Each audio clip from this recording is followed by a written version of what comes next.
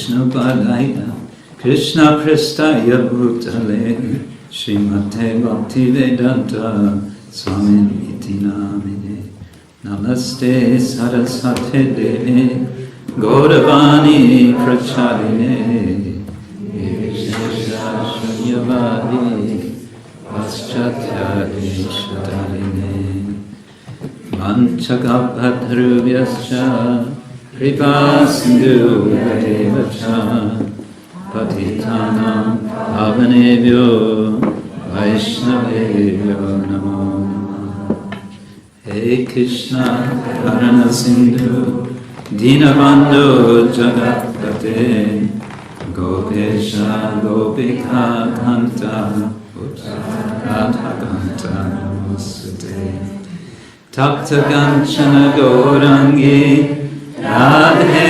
Vrindavaneshwari Vrishabhanu Sute Devi Pranamami Hari Jaya Shri Krishna Chaitanya Prabhu Nityananda Shri Advaita Gadadhar Shri Vasari Gaura Bhakta Hare Krishna, Krishna Krishna, Hare Hare, Hare Rama, Rama Rama, Hare Hare. Om Namo Bhagavate Vasudevaya. Om Namo Bhagavate Vasudevaya. Om Namo Bhagavate Vasudevaya. Om Namo Bhagavate Vasudevaya. Om Namo Bhagavate Vasudevaya. Om Namo Bhagavate Vasudevaya. So welcome everyone to our Sunday program, Sunday feast program. Let's see, do we have any of you are coming here for the first time? Special welcome. We hope you'll feel welcome to come not just once. From? Oh, very nice. My apologies for not speaking Slovenian or Croatian. But if you'll bear with me, I'll try to read the Slovenian translation of one verse.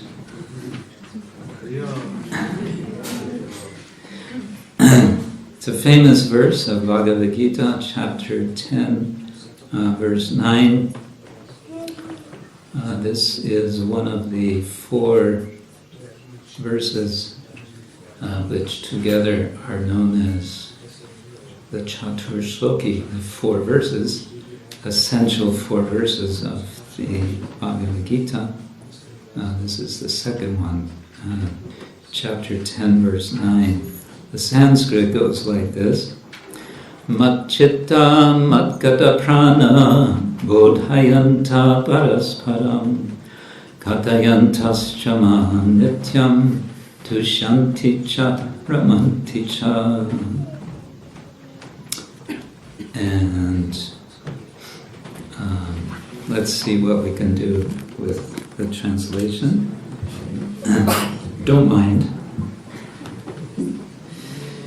Moji čisti bhakte smeraj mislio name in njihova življenja so posvečena moji službi. Nenehno pa učujejo drug drugega in se pogovarjajo o meni. I'm not done yet. Prichemer uživajo veliko zadovoljstvo.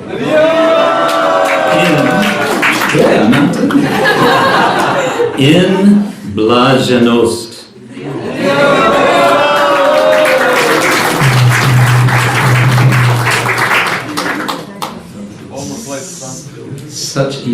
Such a sweet language. Okay, I thought this is a nice starting point for our topic, our ongoing topic this month, which is Sri Chaitanya Mahaprabhu. We're preparing for his appearance this coming Wednesday, right? Wednesday? Wednesday.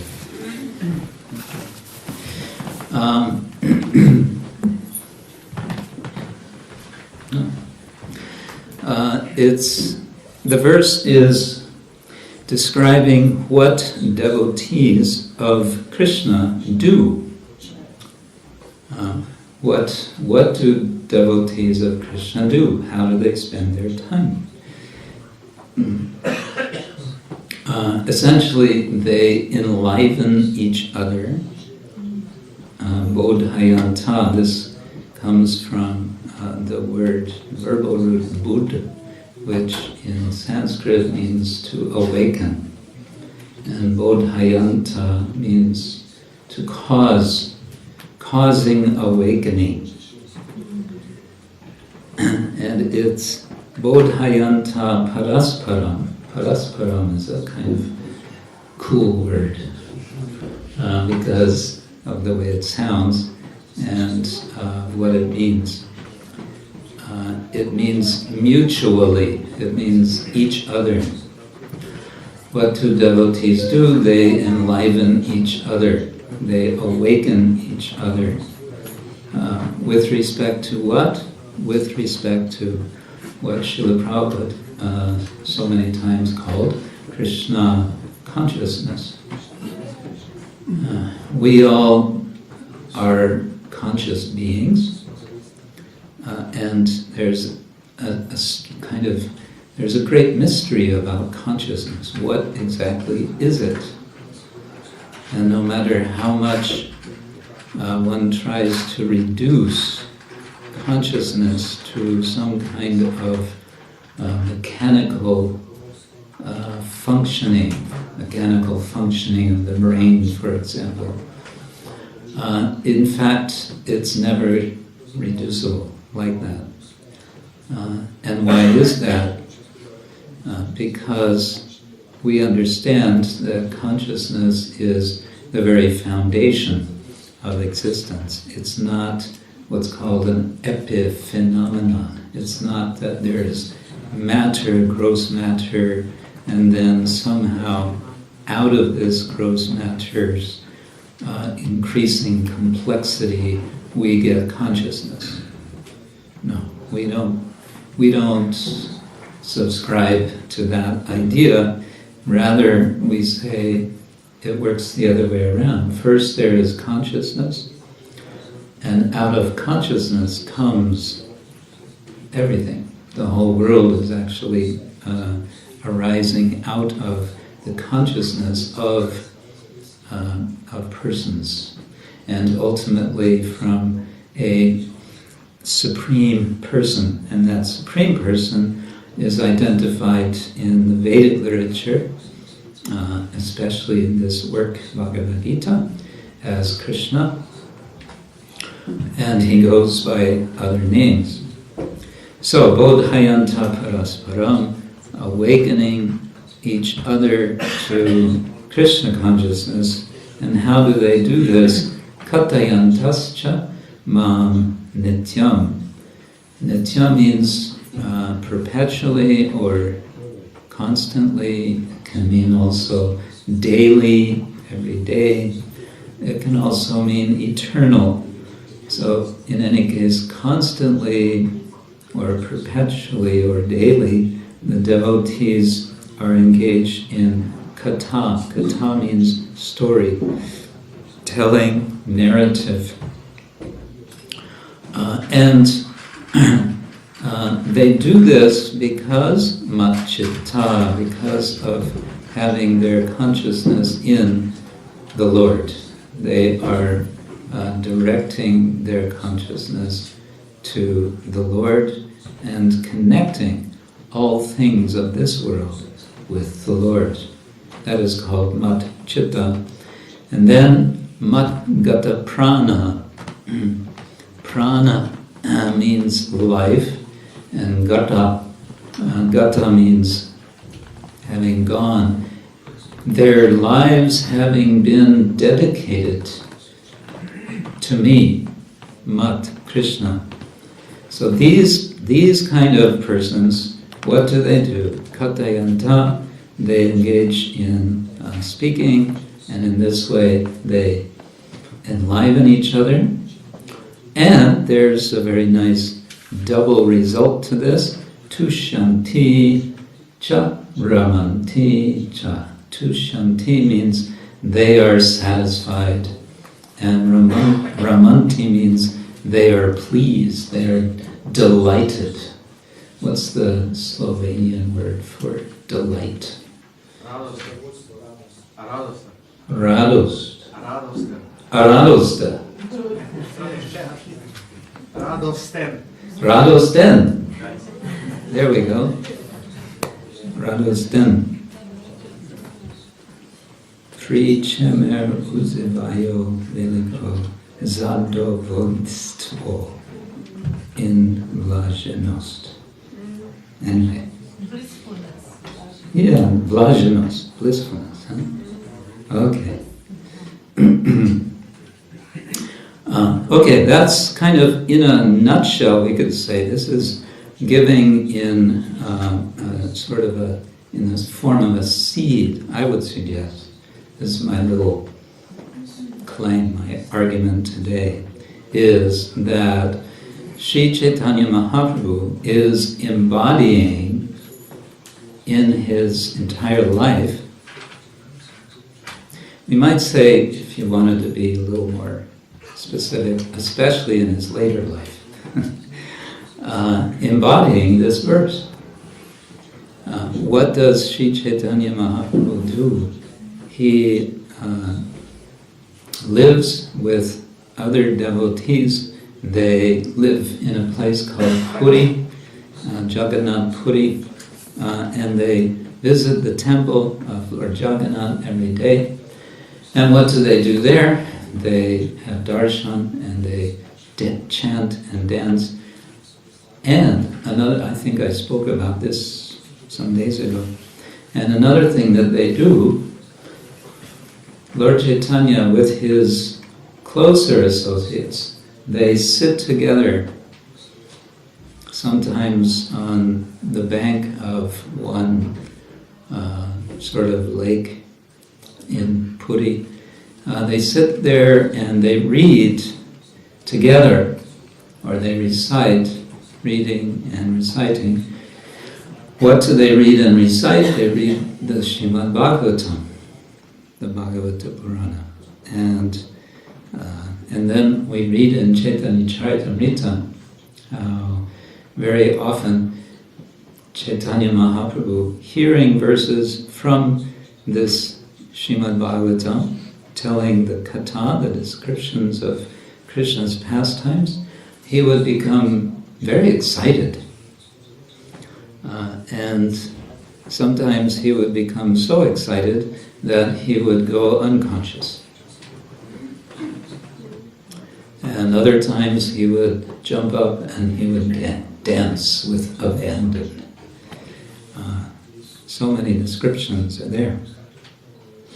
So this is the idea. We read the Bhagavad-gita, and Krishna tells us something which is a little abstract.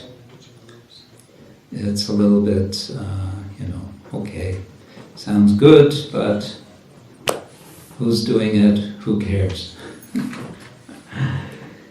Well, the point that we learn from the life of Sri Chaitanya Mahaprabhu is that he's actually doing this. He's demonstrating what it's like, and he's showing how blissful, how much blaženost there is in the process. I mentioned the Chaitanya Charitamrita,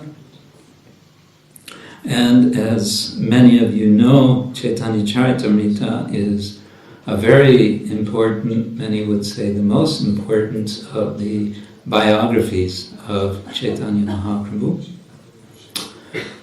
And there are several biographies in various forms and in different languages. The early biographies, the very first was composed by Murari Gupta, and what's interesting in this case is that Murari Gupta was a personal friend of Lord Chaitanya in childhood. They actually grew up together. And it's possible that they didn't have so much association in their early life, but it seems that when Chaitanya Mahaprabhu returned from his visit to Gaya, this very famous event in the life of Chaitanya Mahaprabhu, as a young man he went to Gaya, and he came back practically a different person. He came back just so intensely absorbed in Krishna Bhakti that he really had trouble. We would say nowadays, he had difficulty holding a job. He had a job. He was a teacher. He was a master of Sanskrit learning, and apparently very accomplished, but he couldn't really concentrate on his teaching very well after this. So at this time, Murari Gupta becomes attentive. He realizes this Vishvambara, as he's known at this time, has become such an amazing person, and so he pays a lot of attention to him. Later, other writers took up the task. One of these you may know is Vrindavan Das Thakur, who was the, let's see if I get it right, the nephew of, I always get these relations mixed up, Narayani. He was the son of Narayani, who was the niece, that's it, of Srivas Thakur.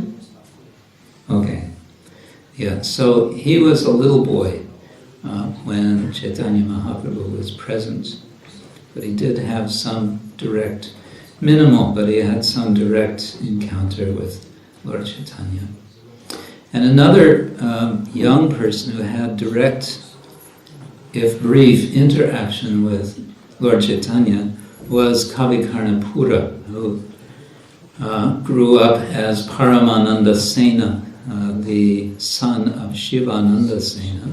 Shivananda was the devotee who used to be the tour guide. He used to manage the travel arrangements for the devotees going from Bengal to Puri every year. So there's his son, Paramananda Sena, received a kind of benediction from Lord Chaitanya when one day he pronounced, to everyone's surprise, a verse in perfect Sanskrit, although he was a very young boy, 7 years old or something. And so he was given the name Kavikarnapura. Kavi means poet.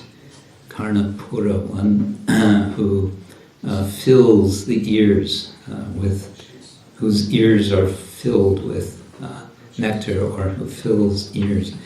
And Kavi Karnapura indeed eventually became quite an amazing author in Sanskrit language of two books about Lord Chaitanya. And one of these books is actually a drama. And it's a drama in 10 acts. And it's a kind of allegorical.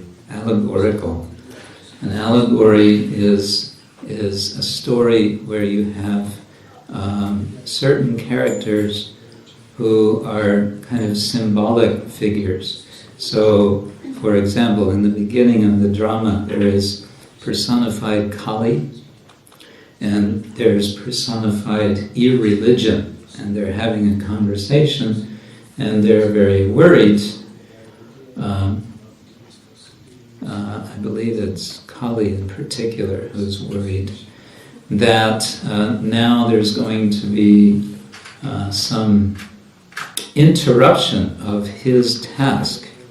What is his task? It is to spread trouble throughout the world during this age in which we presently live, called the age of Kali, Kali Yuga. He's worried because Sri Chaitanya Mahaprabhu has appeared. And of course there's a bit of irony here. The devotees, when we hear about this, we feel very joyful. Yes, Chaitanya Mahaprabhu has appeared, and he is indeed stopping the activities of Kali. Other figures, allegorical figures that appear in this work called Chaitanya Chandrodaya Nataka, it are Maitri, friendship, and prema bhakti, love of God, devotion, pure devotion. And they are conversing, in a sense, on the side of the stage, so to speak, of the pastimes of Chaitanya Mahaprabhu. I wanted to give you let's see how it goes with the time, 1 or 2 or 3 or 4 samples of verses from this work,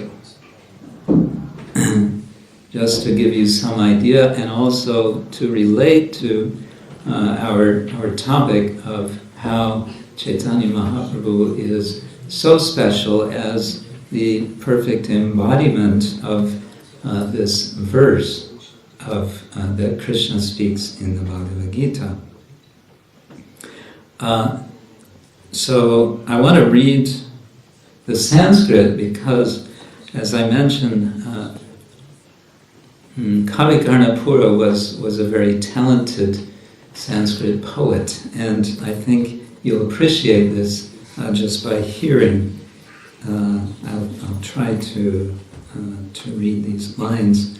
He uses a lot of what is called alliteration in English, which means playing with the sounds of the Sanskrit, sometimes repeating the same sound in different playful ways. And this is one of the kind of major points of the drama. In English we have the word drama, and there's another word we use for drama, and that is play. That Chaitanya Mahaprabhu is engaging in transcendental play, and that's brought out particularly in Act number 3, in which this first verse comes. Actually, 3 of them I have here. In Act 3, we get a play within a play, a drama within a drama. If you've ever seen Hamlet, Shakespeare's Hamlet, anybody seen or read? Yes, you get it in school. So there's a drama there's a drama within the drama, right? So also we get a drama within a drama in Act 3. This verse is from the Sutradhara. The Sutradhara is the director of this play within a play. And the person who's playing the Sutradhara is Haridas Thakur. Okay? And he's speaking to his assistants, the Pariparshvaka. And what does he say? He says, Alokikita kilalokikiyam lila harer eti rasayanatvam lilavatharanu katatimripi vishvasya shrishtyadi katar palitni. What does that mean? The translation I have here goes like this. Lord Hari's pastimes on earth are sweeter than his pastimes in Vaikuntha, in the spiritual world. The stories of his pastime incarnations are very sweet. And the stories of his creation of the universes are dry and tasteless. So the verse is making a contrast between two different types of katha, and it's, in a sense, inverting the usual expectation. Alokikita kilalokikiyam.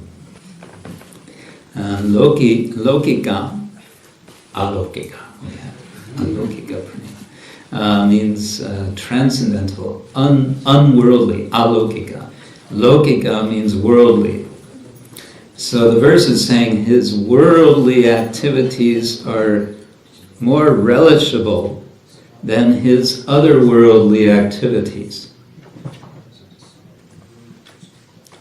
Okay, so this is hinting at expressing the appreciation that when the Lord comes to this world, that's a lot more interesting than his eternal pastimes play in the spiritual world. Okay?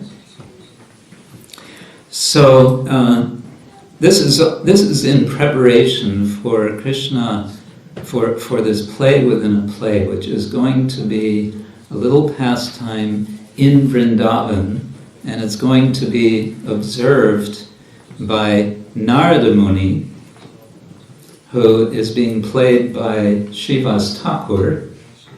Remember, Srivas Thakur is Narada Muni. So Narada is playing the part of the person who has requested the drama to take place. He says, let's have a drama. And they say, okay, let's have a drama. Why not? And where is it going to take place? In Vrindavan. Why? Because it's going to be the pastimes of Radha and Krishna. Now, who's going to play the parts of Radha and Krishna? Well, guess who? Chaitanya Mahaprabhu plays the part of Radha, and Advaitacharya plays the part of Krishna. Now, Advaitacharya, you remember, we have the Murti of Advaitacharya on the altar. He's usually shown with a long beard and white hair. Whether he had the long beard and the white hair when he was playing Krishna, I cannot say.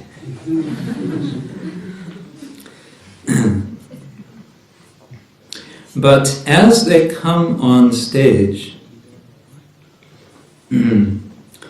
Prema Bhakti remarks to Maitri, to friendship, who are hiding off stage to watch the drama. And it turns out, Kavi Karnapura, he has several layers of observers. He has Narada and his assistant, and then he has the Sutradhar and his assistant, and then he has Prema Bhakti, and Maitri. So 3 levels. And they're all hiding. They all say, let's hide to watch. And the question comes also, who is going to be qualified to watch this drama?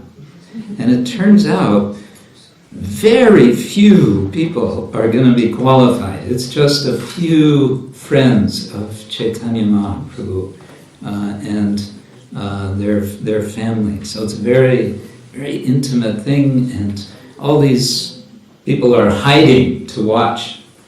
And Prema Bhakti, speaking to Maitri when she sees Krishna and Radha appear on stage, says, Krishna Krishnatvam vraditum asamartho hi bhavati svayam Krishno nana kriti samartha kila bhavet grihitum yogyasya avayava kalapam hyavayavi gatankaram dattam avayava vishesho vayavitam. Which means, she's speaking to Maitri, a person who is not Krishna cannot become Krishna. Krishna can assume many forms. He, the Supreme Whole, can assume the form of any of his parts and parcels.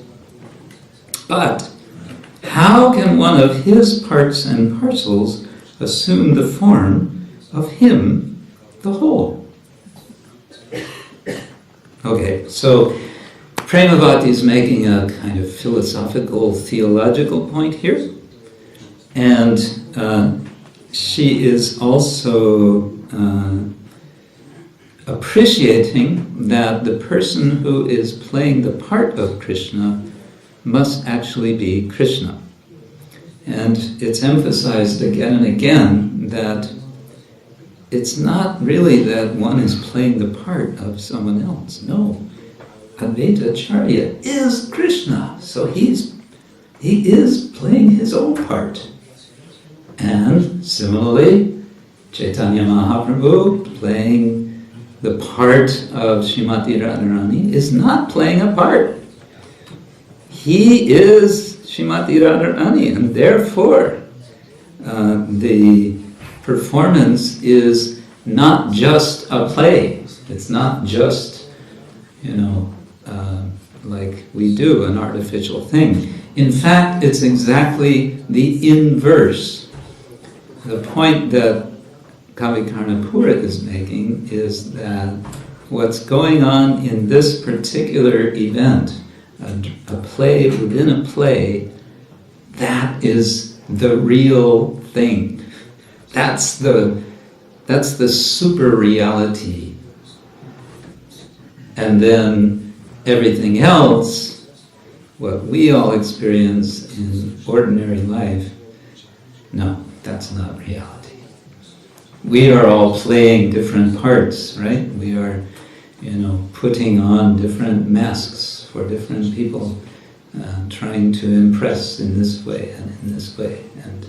And so we have actually the Greek word persona, originally meant mask.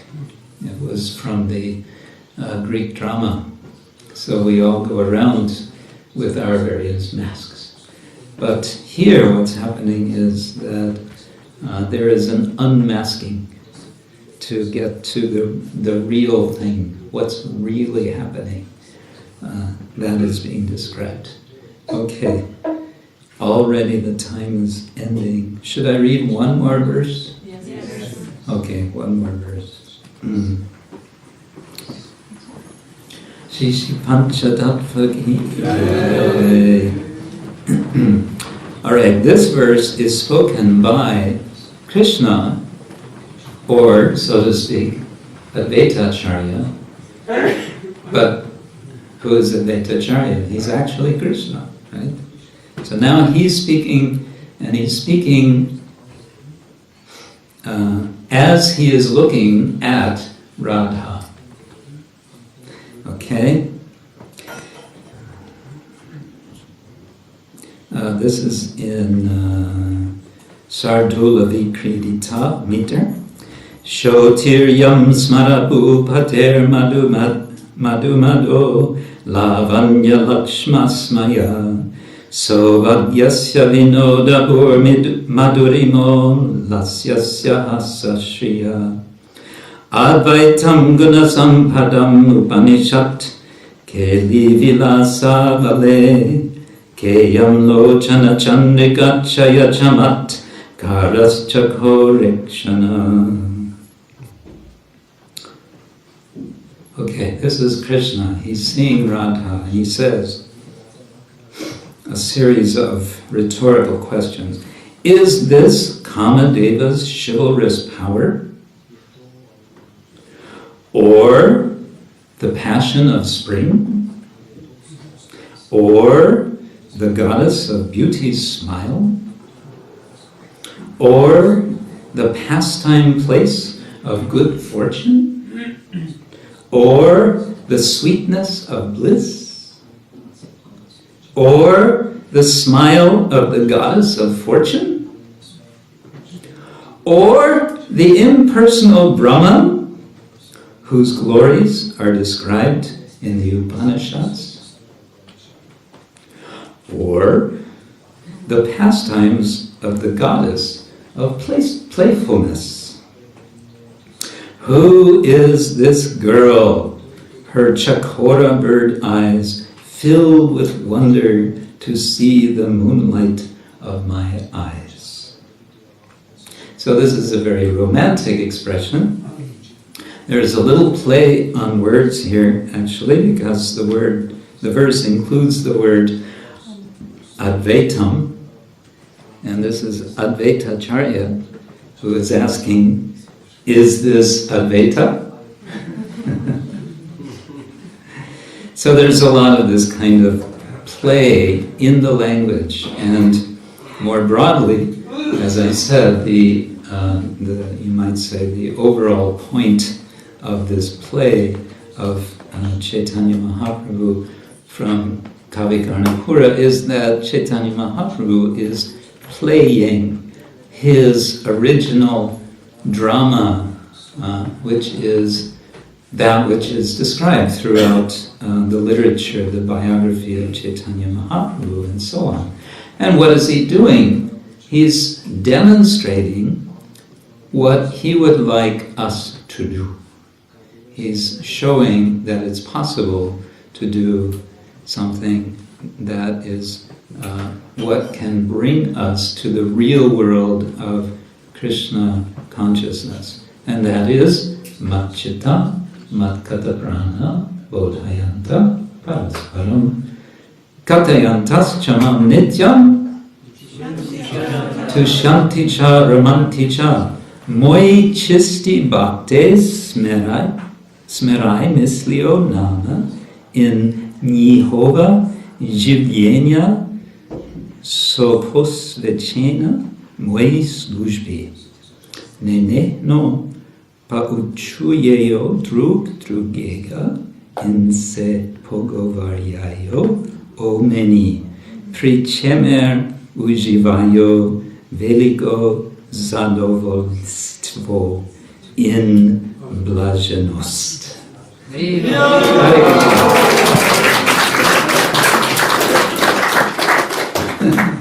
Hare Krishna.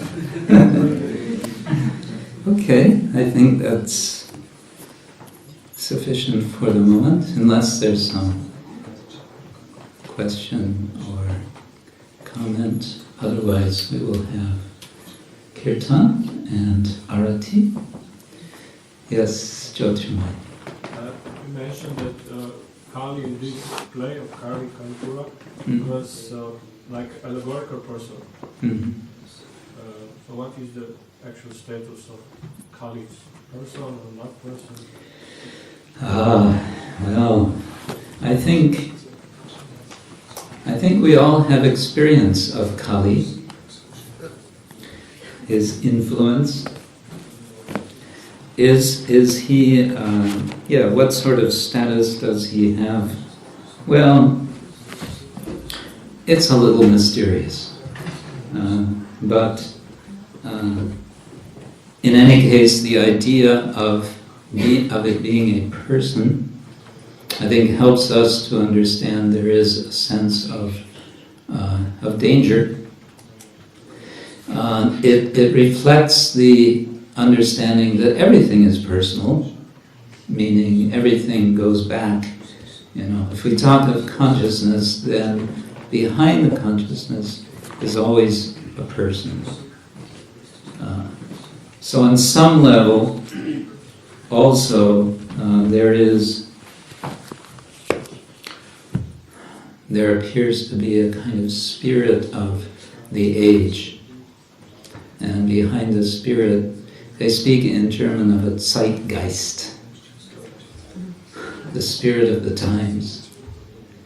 So the spirit of the times, measured in longer terms, we're speaking here of, thousands of years, is that it's a time of degradation. And there's a sense that there's some intentionality behind this, that it's not just a sort of mechanical process, that we come to a certain period of time cycle and then, well, it just happens. No, there's a sense that in everything that happens there is intentionality. So my brain doesn't grasp how there may be a person named Kali, but then my brain doesn't grasp very much. Demigods, Indra, we understand, is sending this snow right now. How does that work? Well, don't ask me. I don't know. All we know is there's snow coming on the 24th of March. Strange. Climate change. Actually, it's been climate change for the last 5,000 years. Spiritual climate change. Anyway, yeah, it's an interesting question. I can't give a thoroughly definitive answer to it. But in the context of Kavi Karnapura's drama, because the whole drama is structured as an allegory, so the person of Kali may be taken as a sort of, we may say, fictional character. Fitting, as I would say again, with this point that in the center of the drama there is Sri Chaitanya Mahaprabhu, and he is utterly real, and all that he does is utterly real. So when he plays a part in a drama, that's the reality. And so everything else is less real than that. Yeah. Is that all right? Okay. So,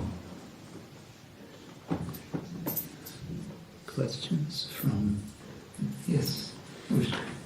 Krishna in Bhagavad-gita say, always remember me and never forget me.